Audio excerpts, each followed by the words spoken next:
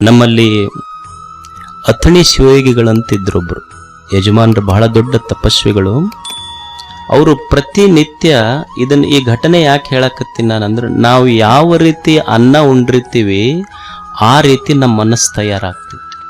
ಉಂಡ ಅನ್ನದ ಮೇಲೆ ಮನುಷ್ಯನ ಮನಸ್ಸು ನಿರ್ಮಾಣ ಆಗ್ತೈತಿ. ಅಥಣಿ ಶಿವಯೋಗಿಗಳಿದ್ರು. ಅಥಣಿ ಶಿವಯೋಗಿಗಳು ಪ್ರತಿನಿತ್ಯ ಒಬ್ಬ ಭಕ್ತರು ಆಕಳ ಹಾಲು ಅವ್ರ ಅಭಿಷೇಕಕ್ಕೆ ತಂದು ಕೊಡ್ತಿದ್ರು.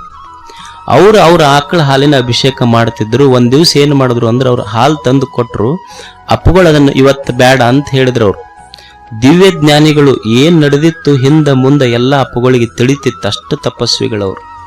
ಇವತ್ತ ಅವ್ರು ಕೊಟ್ಟ ಆಕಳ ಹಾಲು ನಮ್ಮ ಅಭಿಷೇಕಕ್ಕೆ ಬೇಡ ಅಂತ ಅಪ್ಪುಗಳು ತೆಗೆದಿಟ್ರು ಅದನ್ನ. ಅವ ಸೇವಾದ ಹುಡುಗಿದ್ನೆಲ್ಲ ಬಡ ಬಡ ಕಾಸುಕೊಂಡು ಕಮ್ಮಕ್ಕೆ ಕೊಡ್ದು ಬಿಟ್ಟ. ಅವ ಹೋಗಿ ಅಪ್ಪುಗಳು ಬಿಟ್ಟಾರ ಬಿಡು ಇವತ್ತಂತ ಹೇಳಿ. ಅವತ್ತೊಬ್ಬರು ಭಕ್ತರು ಅಪ್ಪುಗಳ ಅಭಿಷೇಕಕ್ಕೆ ಪೂಜಾಕ್ ಬರ್ಬೇಕಂತ ಬಂದು ಕೋಟ್ ಬಿಚ್ಚ ಹಾಕಿದ್ರು. ಕೈಯಾಗ ಬಂಗಾರ ಉಂಗುರಿತ್ತು. ಇನ್ನೇನು ಅಪ್ಪುಗಳ ಪೂಜಾಕ್ ಹೋಗುವಾಗ ನಾನು ಬಂಗಾರ ಉಂಗುರ ಹಾಕೊಂಡು ಹೋಗ್ಬಾರ್ದಂತ ತೆಗೆದು ಕೋಟ್ನಾಗಿಟ್ಟು ಕೋಟ್ ಗುಟಕ್ಕೆ ಹಾಕಿ ಪೂಜಾಕ್ ಹೋದ್ರು ಸ್ನಾನ ಮಾಡಿ. ಬರ್ತಾರ, ಬಂದು ಕೋಟ್ ಹಾಕೊಂಡು ತೆಗೆದು ಉಂಗುರ ಹಾಕೋಬೇಕಂತಾರ, ಉಂಗುರನೇ ಇಲ್ಲ ಕೋಟ್ನ್ಯಾಗ. ಅಪ್ಪುಗಳಿಗೆ ಬಂದು ಹೇಳ್ದವ ಶಿಷ್ಯ, ಯಪ್ಪ ನಿಮ್ಮ ಮಠದಾಗ ಪೂಜಾಕ್ ಬಂದಿದ್ ನಿಮ್ಮ ಹತ್ರ ಕೋಟ್ನ್ಯಾಗ ಬಂಗಾರ ಉಂಗುರಿಟ್ಟು ಬಂದಿದ್ದೆ, ಉಂಗುರನ ಇಲ್ಲ ಬಂಗಾರದ್ದು.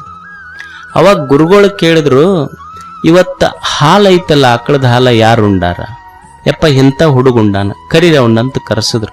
ಅಲ್ಲ ಉಂಗುರ ನೀ ತೊಗೊಂಡೇನಿ ಇವತ್ತ? ಹೌದಪ್ಪ ನಾ ಉಂಗುರ ತೊಗೊಂಡೇನಿ, ತಪ್ಪಾಗೈತಂತ ಕೊಟ್ಟ ಹುಡುಗ. ಅವ ಶ್ರೀಮಂತ ವ್ಯಕ್ತಿ ಬಂದಿದ್ನಲ್ಲ ಶಿಷ್ಯ, ಅವನಿಗೆ ಆಶ್ಚರ್ಯ ಆಯ್ತು.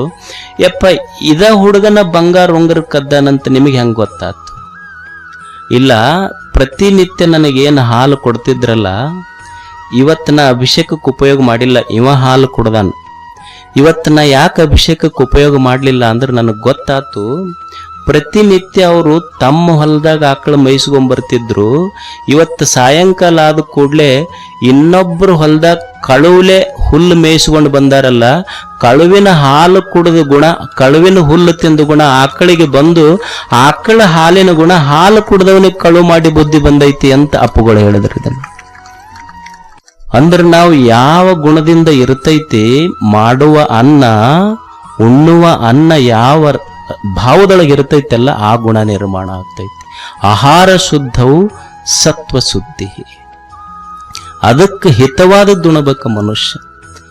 ಹಿತವಾದದ್ದು ಉಣಬೇಕು.